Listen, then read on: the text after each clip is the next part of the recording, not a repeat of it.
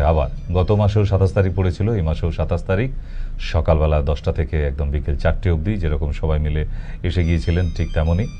তো সেই জন্যই শিলিগুড়িতে যারা দেখাতে চাইছেন নর্থ বেঙ্গল থেকে এই বিকেল 4টের শোটা প্রচুর মানুষ দেখে, তারা জানিয়েছে। তো তাদের জন্যই বলছি যে নর্থ বেঙ্গল থেকে যারা অনুষ্ঠান আজকে দেখছেন সরাসরি নিচের নাম্বারে কল করে শিলিগুড়ির জন্য বুক করে দিন, কিন্তু অবশ্যই উল্লেখ করবেন আপনি শিলিগুড়ি চেম্বারে দেখাবেন, নাহলে ওনারা কলকাতার চেম্বারে বুকিং করে বসে থাকবে, আপনাকে ডেকে ডেকে হয়রান হয়ে যাবে। তো সেটা যেন না হয়। যে চেম্বারে আপনি দেখাতে চাইবেন, আপনি দমদমে দেখাতে চাইলেও দমদমের চেম্বারে কথা বলবেন, অথবা বারাসাতে দেখাতে চাইলেও। আগামীকাল আমাদের যে ভোট উৎসব হয়েছিল তার ফলাফল, যে পরীক্ষা হলো এতদিন ধরে, বিগত 1 মাস ধরে যে পরীক্ষা চলছে জনগণের রায়, সেই রায়ের পরীক্ষার ফলাফল আগামীকাল। তাতে অসুবিধা নেই, আগামীকাল সকাল থেকে বুলেটিন শুনতে থাকবো, নিউজ, আর নিউজ শোনার সাথে সাথে আবার পেশেন্ট দেখাও হবে। তাই বন্ধ নেই, বন্ধ রাখি নেই, কারণ বাড়িতে একা নিউজ শুনে ঠিক মজা পাওয়া যাবে না। তাই সমস্ত স্টাফ মিলে, পেশেন্টরাও থাকবে, এনজয়টা সবাই একসঙ্গেই নেব।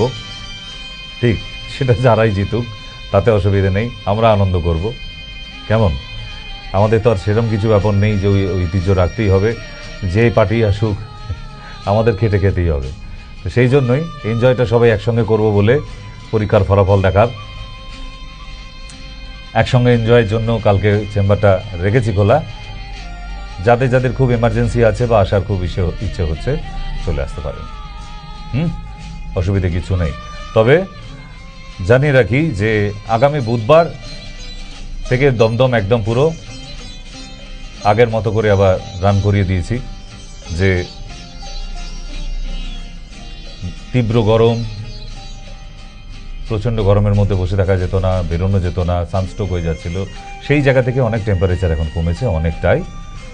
মাঝের মধ্যে এক পশলা বৃষ্টিও দেখতে পাচ্ছি। তা এই বৃষ্টির মধ্যেও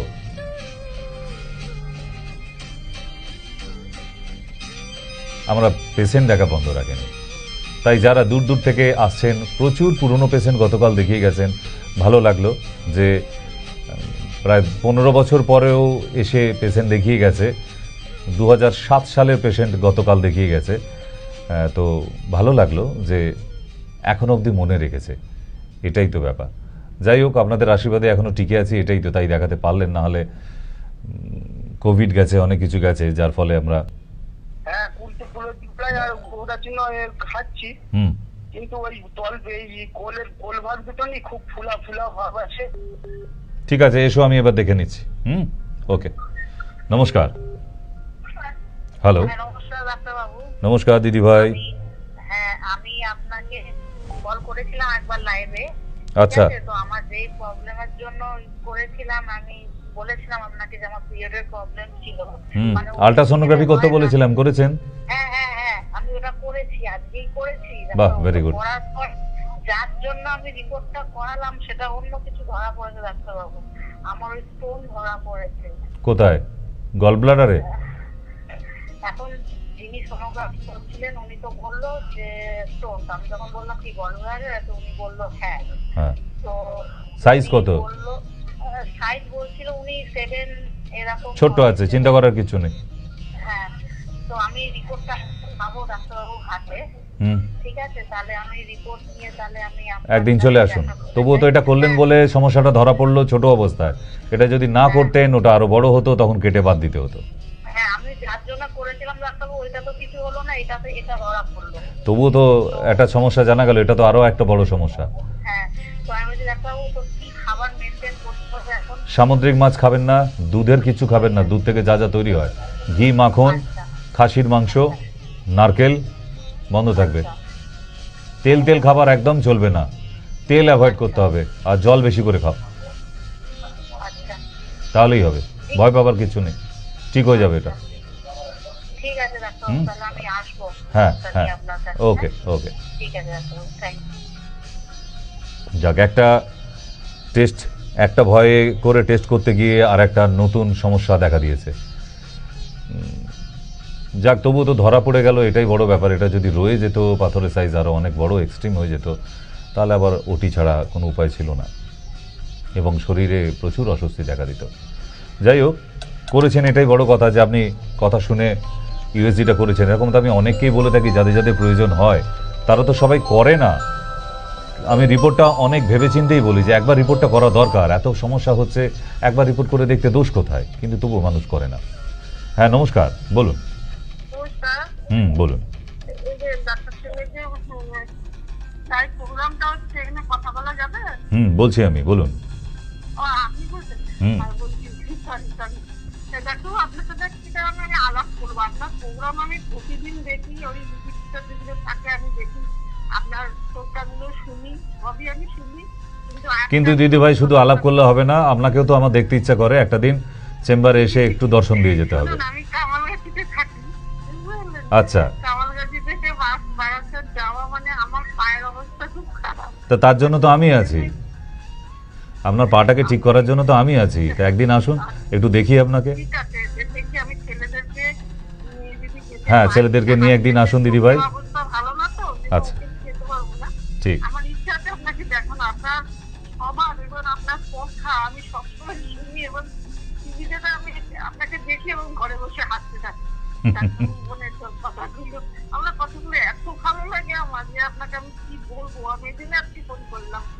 বেশ, আপনার নিমন্ত্রণ রইল, আপনার সপরিবারে নিমন্ত্রণ রইল আমার চেম্বারে। যে দিন খুশি আমি অপেক্ষায় থাকবো আপনার জন্য। কামালগাছি থেকে দিদিভাই আসবে, ঠিক আছে? বেশ, তা তার জন্যই তো একবার আসতে বলছি। আসলে ওগুলোও তো একটু মুক্তি পাওয়া যায়। এই কষ্ট নিয়ে রোজ তো কাটাতে হচ্ছে, প্রতিদিন রাত হচ্ছে, আবার প্রতিদিন সকাল হয়ে যাচ্ছে।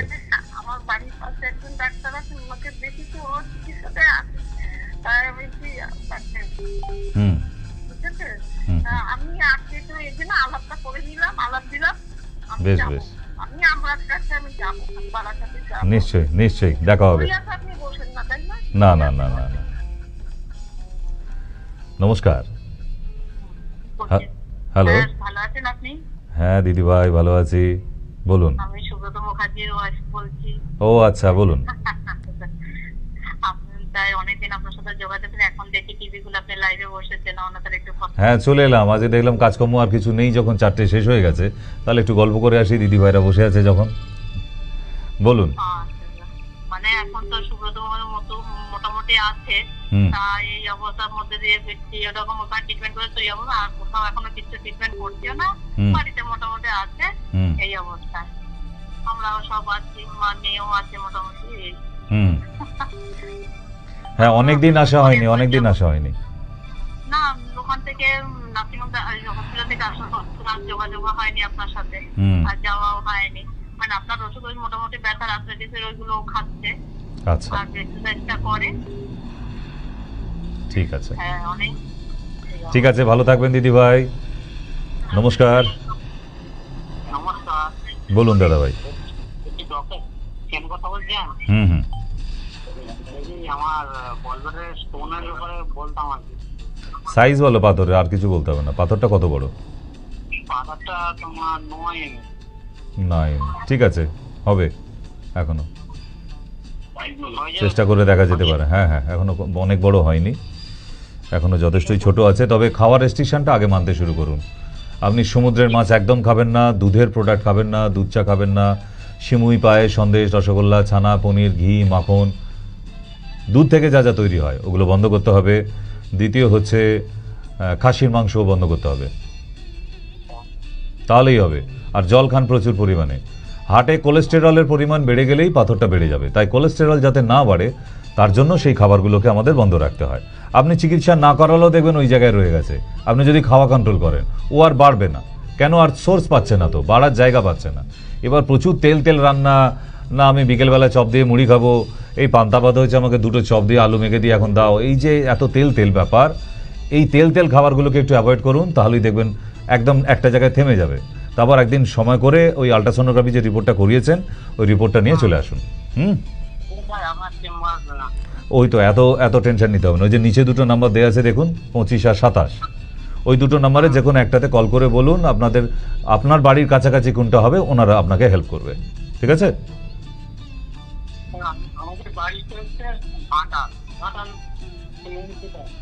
ঘাটালেই আমার চেম্বার আছে, চন্দ্রকোনায়। প্রতি মাসের শেষ সপ্তাহে, লাস্ট উইকে, প্রতি মাসের লাস্ট উইকে চন্দ্রকোনা কালিকাপুর। এই আগের সপ্তাহে আমি দেখে এলাম, এখন অনেকটা দিন বাকি আছে, আবার এই মাসের শেষের সপ্তাহে আবার। এই আগের বৃহস্পতিবার ছিলাম আমি আপনাদের, হ্যাঁ, ঘাটালে। তো ওখানে প্রচুর পেশেন্ট, প্রচুর, 4 বছর ধরে যাচ্ছি, 2-1 দিনের না। তো যারা ঘাটাল বা মেদিনীপুরের কাছাকাছি আছেন তাদের দেখার সুবিধার জন্য, ওদিকে আবার পূর্বতেও আছে, মাঝখানেও আছে, মেদিনীপুর স্টেশনের কাছে, আপনার যেটা সুবিধা হবে চলে আসবেন, ঠিক আছে? ওকে। তবে আসার সময় আলট্রাসোনোগ্রাফিটা নিয়ে আসতে ভুলবেন না, কারণ ওটাই আমাদের মেন এভিডেন্স, ওটার উপরই বেস করে আমাকে ট্রিটমেন্ট করতে হয়। তাই আপনারাও দেরি করবেন। আজকে বেশ সুন্দর বিকেলটা আলাপের মধ্যে কাটছে, এই দিদিভাই দাদাভাইরা আসছে, ভালো লাগে তো। কারণ ঘড়ির কাঁটা দেখেছেন খুব জোরে দৌড়াচ্ছে, কিন্তু এই ঘড়ির কাঁটা ঘুরতে ঘুরতে কি কখন যে শোটা শেষ হয়ে যাবে, আবার মনটা খারাপ হয়ে যায় শেষের দিকে এসে। তাই শেষ না হবার আগেই যদি আমরা একটু কথা বলে নিই। হ্যাঁ, আলাপ করতে দোষ কোথায়? আজকে আছি কাল নেই, আজ মরলে কাল 2 দিন, 3 দিনের দিন বাড়ির লোক কাঁদবে, 4 দিনের দিন ভুলে যাবে, সাধ্যশান্তি হয়ে গেলে পাড়ার লোকেও ভুলে যাবে। তাহলে সম্পর্কটা সুন্দর রাখি না। ভালোই আমি আপনাদের পরিবারের কেউ নই, কিন্তু রোজ আসি তো একবার করে আপনার পরিবারে, টিভি খুললে একবার করে তো আসি আমি আপনাদের ফ্যামিলিতে, সবার ফ্যামিলিতে আসছি। তাহলে একজন তো আপনাদের পরিবারেরই হয়ে গেছি। তো সেইটা যদি মনে করেন, তাহলে আমার মনে হয় যে দেবেন একটা সুন্দর সম্পর্ক তৈরি হয়েছে। আরে রক্তের সম্পর্কে আজকের দিতে ভ্যালু নেই, দেখবেন সব সুবিধাবাদী হয়ে গেছে। তার থেকে আমাদের এই সম্পর্ক অনেক ভালো। নমস্কার। বলুন দিদিভাই। সকালবেলা কি খাবে না পরের কথা, কি খাবে আগে শুনে নাও। সকালবেলা উঠে সজনে পাতার রস 2 চামচ করে, যদি রোজ পাওয়া না যায় তাহলে থোড়ের রস হাফ কাপ করে। আর ডিমের কুসুম খাবে না, রসুন খাবে না, খাসির মাংস খাবে না। তরকারির মধ্যে পেঁয়াজ রসুনের পরিমাণ কমাতে হবে। প্রতিদিন যেন পটি ক্লিয়ার হয়, ঠিক আছে? ব্যাস, তাহলেই হবে। দেখবেন আস্তে আস্তে নর্মালের দিকে যাচ্ছে। সিম্পল ব্যাপার। আর যে টোটকাটা বলে দিলাম, ওই টোটকাটা থোড়ের রস হাফ কাপ করে ওইটা খাওয়াতে থাকুন, দেখবেন প্রেশার আস্তে আস্তে আস্তে আস্তে নর্মাল হচ্ছে। হ্যাঁ, প্রতিদিন 90 দিনের মতো টানা খাইয়ে যান। নমস্কার। হ্যাঁ বলছি তো দিদিভাই, আপনার জন্যই বসে আছি আমি, বলুন। কেটে কেটে যাচ্ছে কিন্তু আমি শুনতে পাচ্ছি না। না, কেটে কেটে যাচ্ছে। আপনি একটু টাওয়ারে আসুন, বাইরে আসুন, বাইরে চলে আসুন। ঘরের মধ্যে অনেক সময় টাওয়ারের সমস্যা হয়। হ্যাঁ, আপনি যে কথাগুলো বললেন আমার মন সত্যি ছুঁয়ে গেল। আজকে আমার 21 দিন হলো মা মারা গেছে। আপনার কথাটা শুনে সত্যি আমি জীবন কোনোদিন আপনার কাছে একবার হলেও যেতে পারি, দর্শন আপনাকে আমি করবো ঠিকই, কিন্তু আপনার কথাবার্তা আমার এত ভালো লাগে, নিজে দাদার মতো লাগে। তা দিদিভাই বলেছি তো, সম্পর্ক তো হয়েই গেল, চলে আসবেন। শুধু আপনার ঠিকানাটা জানি না, তাই নাহলে জামাই ষষ্ঠীতে জামাইকে আর দিদিকে একসঙ্গেই নিমন্ত্রণ করে দিতাম। আমি উত্তরপাড়া থেকে বলছি, মিঠু দত্ত। বেশ, একদিন পরিবারে সপরিবারে বেড়াতে চলে আসুন। ফোন করেছিলাম, ডায়াবেটিসের জন্য ফোন করেছিলাম। আচ্ছা, অনেকদিন আগে। ও, আপনার কথাটা মন ছুঁয়ে গেল আমার। আমার দাদা তো সত্যি কথা বলতে, দাদা ভাই মতোই আপনাকে। আমি আপনার মায়া টিভিতে আপনার সবসময় চ্যালেঞ্জের টিভি। আমারও সাতকুলে কেউ নেই, তাই মানুষগুলোকে এত আপন করার জন্য আসি আমি। একদম পৃথিবীতে একা, আর অনাথ বাচ্চাগুলোর সঙ্গে মানুষ হই আমি। তো সুতরাং যে একা থাকে সে বোঝে একা থাকার যন্ত্রণা। তো সুতরাং ঠিক, তো তাতে অসুবিধে নেই। আপনি আছেন, আমি আছি, এই আরও দিদিভাইরা ফোন করে, দাদারা ফোন করে, আমার ভালো লাগে। ওনাদের নিয়েই থাকি সারাদিন। মেডিসিন, আপনারা, পেশেন্ট, এটা ছাড়া আর আমার কোনো দ্বিতীয় টপিক নেই জীবনে। তো এইভাবেই চলে যাচ্ছে। আশীর্বাদ করুন যেন এইভাবে শেষ দিন অবধি আমি চলতে পারি। আপনি অনেক বছর বাঁচবেন ডাক্তারবাবু, আমি আপনাকে সত্যি কথা নিজে দিদির মতোই বলছি। বেশ, একদিন নিমন্ত্রণ রইল দিদির বাড়ির সবাইকে নিয়ে, ঠিক? সবাইকে নিয়ে একদিন চলে আসবেন চেম্বারে। দমদম চেম্বারে আসবেন, আপনার বাড়ি থেকে সুবিধা হবে। কারণ দমদম ওই বালি উত্তরপাড়া থেকে একটা ডাইরেক্ট বাস আসে আমাদের চেম্বারের সামনে, একদম চলে আসে ওই বাসটা। তো চলে আসবেন একদিন, যেদিন ইচ্ছে হবে। বাস আপনার খালি আসার আগে যদি জানতে পারি তাহলে তো সব আয়োজন করেই রাখবো আপনার জন্য। নিশ্চয়ই আপনি বলেই যাবো আমি। বেশ বেশ, ভালো থাকবেন, নমস্কার নেবেন আমার। নমস্কার, বলুন। হ্যালো, নমস্কার, বলুন। হ্যালো, হ্যাঁ শুনতে পাচ্ছি, বলুন কি বক্তব্য, ফোন করেছেন কেন, কি সমস্যা? কি কথা বলবো? হ্যাঁ এই তো বলছি আমি, বলুন। হ্যালো, হুম আমার কালকে 15 সালে বাইপাস সার্জারি করেছি। হুম এখন উনি মেডিসিন খাচ্ছে। হুম কি নিয়মে রাখো বলুন? কি অসুবিধা হচ্ছে, নতুন করে কি অসুবিধা হচ্ছে? না দিদি ভাই, আচ্ছা আবার কল করবেন, হয়তো কোনো কারণে কেটে গেছে, আপনার খুব দরকারি ফোন ছিল, একদম ক্লাইম্যাক্সে গিয়ে কেটে গেল। আপনি আবার একবার করবেন, আমি আছি আপনার জন্য, চিন্তা করতে হবে না, টেনশন নেবেন না। আমি যতদিন বেঁচে আছি আপনাদের জন্যই আছি, কারণ হ্যাঁ চলে এসছে। বলুন। হ্যালো, হ্যাঁ বলুন। হ্যালো, ডক্টর সেন বলছি। হুম বলছি যে আমি একটু স্কিনের ব্যাপারে কথা বলতে চাইছিলাম। স্কিন? আমার স্কিনে না মানে কিছুদিন আগে প্রচুর মানে ব্রণ হয়েছিল, র্যাশ হয়েছিল। হ্যাঁ তো র্যাশ গুলো মানে মোটামুটি কমে গেছে, কিন্তু দাগ গুলো প্রচুর থেকে গেছে, মানে এত দাগ থেকে গেছে, আর মাঝে মাঝে একটা একটা মানে পিম্পলও বেরোচ্ছে। বয়স কত, 23-24? না, আমার বয়স 30+। 30+। পেটটাকে একটু ঠিক করতে হবে, পেটের জন্য সমস্যাটা হচ্ছে। আপনি ওই আমলকি চূর্ণ নিয়ে আসবেন, আমলকির আমলকি চূর্ণ পাউডারে পাওয়া যায়। আচ্ছা, আমলকি চূর্ণ। হ্যাঁ, কারণ রোজ গোটা নাও পাওয়া যেতে পারে, তাই রাত্রেবেলা 1 চামচ গরম জলে খাবেন, সকালবেলা 1 চামচ ঠান্ডা জলে খাবেন। কারণ পেটটা ঠিক না হলে এইগুলো যাবে না, 1 নম্বর। দ্বিতীয়, কারণ পেট থেকেই পিম্পলসগুলো হয়। যদি বাড়ির কাছাকাছি শিমুল কাঁটার গাছ থাকে, শিমুল গাছ, শিমুল কাঁটার গাছ, হ্যাঁ ওই যে তুলো হতো না, তুলোর গাছ, সেই গাছ যদি পান তাহলে বাড়ির লোককে বলবেন যে ওই কিছু কাঁটা আপনার জন্য যেন এনে দেয়। ওই 2টো করে কাঁটা নিয়ে ওকে থেতো করবেন একদম, হ্যাঁ পুরো মানে চন্দনের বাটার মতো। ওর সাথে একটু চন্দন মিশিয়ে নিয়ে আপনার যেখানে যেখানে পিম্পল হয়ে আছে লাগাবেন স্নান করার আগে 1 ঘন্টা আগে, দেখবেন সমস্ত ব্রণ আপনার একদম মিলিয়ে গেছে। আর স্কিনে যে দাগগুলো আছে বললেন, স্কিনের দাগগুলোর জন্য সকালবেলা উঠে খালি পেটে 2টো নিম পাতা আর একটু কাঁচা হলুদ খাবেন। কাঁচা হলুদ অনেকটা নয়, কিন্তু 1 গাঁটের 4 ভাগের 1 ভাগ, ঠিক আছে? বলছি আরেকটা কথা, বলছি কি যে কাঁটা যে বললেন যে শিমুল ফুলের যে কাঁটা, ওটা কি করতে হবে? চন্দনের মতো ঘষে নিতে হবে? হ্যাঁ, চন্দনের মতো ঘষে নিয়ে ওইটা প্রলেপটা লাগাবেন ব্রণের উপরে, দেখবেন একদম মিলিয়ে গেছে। মানে পৃথিবীর সেরা টোটকা ব্রণের জন্য। আচ্ছা, আর এই নিম পাতা আর এই হলুদ, কাঁচা হলুদটা সকালে খালি পেটে খাবেন, আর আমলকি চূর্ণটা রাতে গরম জলে 1 চামচ, সকালে ঠান্ডা জলে 1 চামচ। আপনি তারপর আপনার স্কিনের গ্লো দেখবেন, কোনো বাইরের ক্রিম তেল কিছু মাখতে হবে না।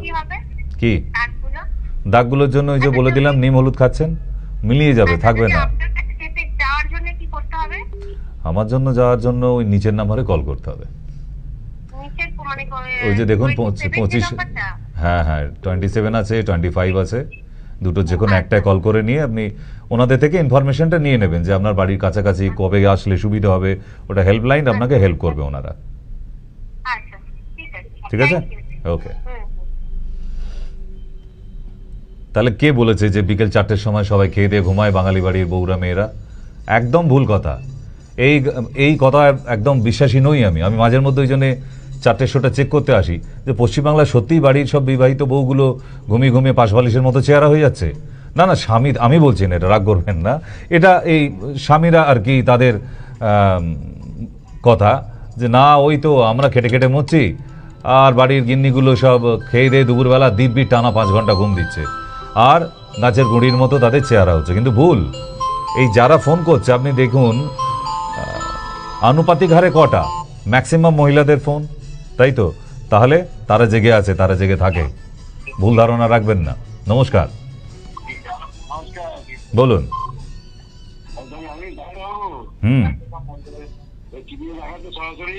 হ্যাঁ সরাসরি হচ্ছে, বলুন কি জানতে চাইছেন? পাথর হয়েছে, কিডনি পাওয়া যায়? হ্যাঁ, বুঝতে পারলাম না।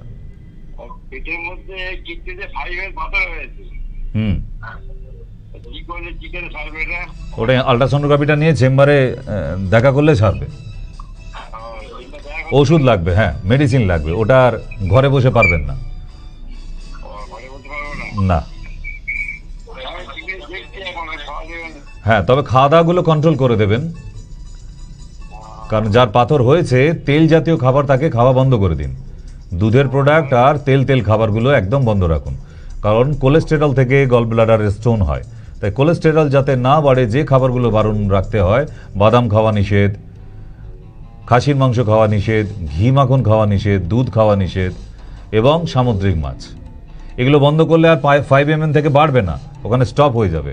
আপনি হাতে অনেক সময় পাবেন, আপনি সে অ্যালোপ্যাথিতে যান, আয়ুর্বেদে যান, হোমিওপ্যাথিতে যান, পাথরটা আর বাড়ছে না, কিন্তু আপনার খাওয়া দাওয়াটা স্টপ রাখতে অন্তত এইটুকু রাখুন, তাহলেই হবে। কেমন? ওকে, নমস্কার, বলুন। হ্যালো, হ্যাঁ, আপনি একটু মাছের বাজার থেকে বাইরে আসুন, হইচই হচ্ছে বাড়িতে বাবা, একটু দূরে আসুন। আচ্ছা, হ্যাঁ, এবার বলুন, বলুন এবার। ওই যে পোস্টেটের কিছু ব্যাপার আছে, পোস্টেটের কোনো রিমেডি? হ্যালো, প্রোস্টেট বেড়ে কত গ্রাম হয়েছে? প্রোস্টেটটা বেড়ে গেছে, কত গ্রাম হয়েছে এখন? ওজন কত গ্রামে গেছে? অনেকটা, 100 গ্রামের উপরে। এ তো সাংঘাতিক ব্যাপার। বয়স কত আপনার? বয়স 60 উপরে। কোনোদিন ইউরিনের সঙ্গে রক্ত এসেছে? না, এটা রক্ত আমার কোনোদিনই আসেনি। আচ্ছা, ইউরিনটা একটু ঘন ঘন হয়, ঘন ঘন হয়, রাতের বেলা বেশি বেশি হয়, বারবার শুতে যান, ঘুমোতে যান, আবার ইউরিন পেয়ে যায়। কিন্তু বাবা, যা সাইজ বললে 100 কাছাকাছি চলে গেছে, 100 গ্রামের কাছে, এটা কিন্তু ভালো নয়। আমি এখন আপনাকে দুটো ওষুধের নাম বলে দিচ্ছি, ঠিক কথা, কিন্তু এটা আপনি ভালো ডাক্তার দেখান। কিন্তু আবার এটাও বলে দিচ্ছি, দুম করে কারণ ডাক্তারের পাল্লায় পড়ে অপারেশনে যাবেন না। আমাকে অপারেশনে বলেছিল, কিন্তু আমি ওটা যাচ্ছি দুম করে, বুঝলেন? হ্যাঁ, সেই জন্য আপনাকে বললাম যে অনেক ওষুধের উপায় আছে যেটাকে ওজন কমিয়ে নিয়ে আসা যায়, ঠিক? তো সেই জন্য মেডিসিনে যান, তবু শরীরটা ঠিক থাকবে। দুম করে অপারেশন করার পর যদি ইনফেকশন রয়ে যায়, প্রোস্টেট ক্যান্সার হয়ে যাবে, লাইফটা শেষ হয়ে গেল। তো সেই জন্য আমি দুটো ওষুধের নাম বলে দিই, আপনি ব্র্যান্ড কোম্পানি আপনি অনলাইন থেকে পেয়ে যাবেন। এক হচ্ছে প্রোস্টালিন, প্রোস্টালিন, খুব বড় কোম্পানির মেডিসিন এটা। আর প্রোস্টোকেয়ার, হ্যাঁ, প্রোস্টালিন আর প্রোস্টোকেয়ার, হ্যাঁ, LYN, প্রোস্টালিন। আর একটা হচ্ছে প্রোস্টোকেয়ার। হ্যাঁ, এই দুটো ট্যাবলেট দুপুরে খাবার পর, রাতে খাবার পর খান, আপনি দেখবেন ইউরিনটা অনেকটা স্মুথ হচ্ছে। আর রাত্রে কুলত্ব কড়াই ভিজিয়ে রাখবেন 1 গ্লাস জলে, সকালে ছেঁকে নিয়ে ওই 1 গ্লাস জলটা খাবেন, শুধু জলটা, কড়াইটা ফেলে দেবেন।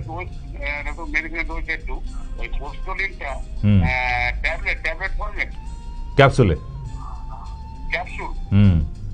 দুটোই ক্যাপসুল, প্রোস্টোকেয়ারটাও ক্যাপসুল, দুটো ক্যাপসুল একসাথে খেতে হবে, দুপুরে খাবার পর, রাতে খাবার পর। বাকিটা শুনে নিন, বাকিটা শুনে নিন। 1+1, রাইট। রাতেও আফটার ডিনার 1+1। আর কুলত্ব কড়াই জলটা রাত্রে ভিজিয়ে সকালে খাবেন, ব্যাস, তাহলেই হবে। তারপর আল্ট্রাসোনোগ্রাফিটা নিয়ে যদি কোনোদিন মনে হয় একদিন দেখা করতে পারেন, আমি আছি আপনার জন্য। নমস্কার, বলুন। আমি মুর্শিদাবাদে বেলডাঙ্গা থেকে বলছি। আমি ডাক্তারবাবুর কাছে আমার নিজের জন্য না হলেও পেশেন্ট নিয়ে গেছিলাম, আমার ভাইপোটা নিয়ে। আমার তখন ওই অফিস শিলকলমিতে ছিল, তারপর বারাসা শিশির কুঞ্জেতেও গিয়েছিলাম আমি। হ্যাঁ, বারাসা শিশির কুঞ্জেও গিয়েছিলাম। তো বর্তমানে আমার আমি যে যাবো, আমার এই হাঁটুতে এত ব্যথা, আমি ভেবেছিলাম যে গায়ে ইলেকশন কাল পরে আমার যাবো, আমি হাঁটা চলা করতে পারছি না। আপনাদের কাছে যাওয়ার মতো একটু পরিষ্কার আমাকে joint x, joint x, joint x নামে, হ্যাঁ হ্যাঁ, জয়েন্ট এক্স ট্যাবলেটটা আপনার ওখানে পেয়ে যাবেন। সকালে একটা, রাত্রে একটা খান, মোটামুটি আপনি হাঁটাহাঁটি করতে পারবেন। চলে আসুন একদিন, তারপর আমি দেখে নিচ্ছি।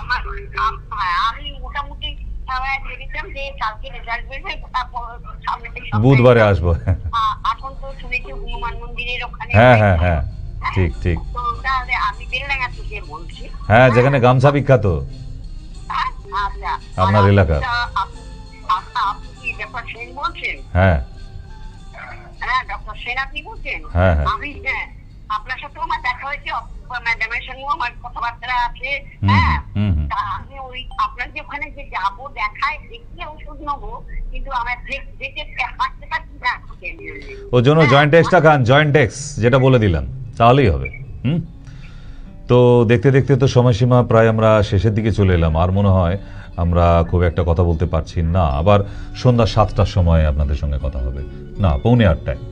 তো 7:45টায় আজকে অসাধারণ একটা শো আছে, সবাইকে নিমন্ত্রণ রইল আজকের 7:45টায় শোয়ে। একদম নিউ প্রেজেন্টেশন হবে, দারুণ। তো সেই জন্য আপনাদের জানানো থাকলো। আর আগামীকাল গণনা, রেজাল্ট বেরোবে। এতদিন যা পরীক্ষা দিলেন সবাই পশ্চিমবাংলার, তো যাই হোক, যেটা যাই হোক, মানুষ মানুষের শত্রু নয়। সবাই আমরা, বা রেজাল্ট যেমনই হোক, আপনাকে আমাকে কিন্তু আবার সেই একই সঙ্গে বাজারে দেখা হবে, একই সঙ্গে বাসে ট্রামে ট্রেনে দেখা হবে। তাই নিজেদের মধ্যে শত্রুতা করবেন না। আমি খুব নগণ্য মানুষ, হয়তো কথাটা ভালো লাগবে না, কারণ এখন চেয়ারের দাম, গদির দাম অনেক বেশি। রোজগারের জায়গা আছে না, সমাজসেবা তো সব দূরের কথা, রোজগারের জায়গা, তার জন্যই মারামারিটা এত। সমাজসেবার নাম হলে এত মারামারিটা হতো না। তো যাই হোক, যেই জিতুক, যাই রেজাল্ট হোক, আমরা কিন্তু একসঙ্গে থাকবো। মিলেমিশে যেরকম ছিলাম সেরকমই থাকতে হবে আমাদের। কেমন? লড়াই ঝগড়াতে যাবার কোনো প্রয়োজন নেই। আর যারা আজকে টিভির পর্দার সামনে বসে, আপনাদেরও বাড়ির লোককে বলে দেবেন, শুধু শুধু অশান্তি করে লাভ নেই। যার সঙ্গে কালকে অশান্তি করবে, পরশুদিন তার সাথেই আবার বাজারে বেরোতে হবে। কি দরকার? আজকে সবুজ আছে, কাল লাল হবে, পরশু গেরুয়া হবে, কোনো না কোনো রং আসবে, আপনাকে আমাকে খেটে খেতে হবে, তাই তো?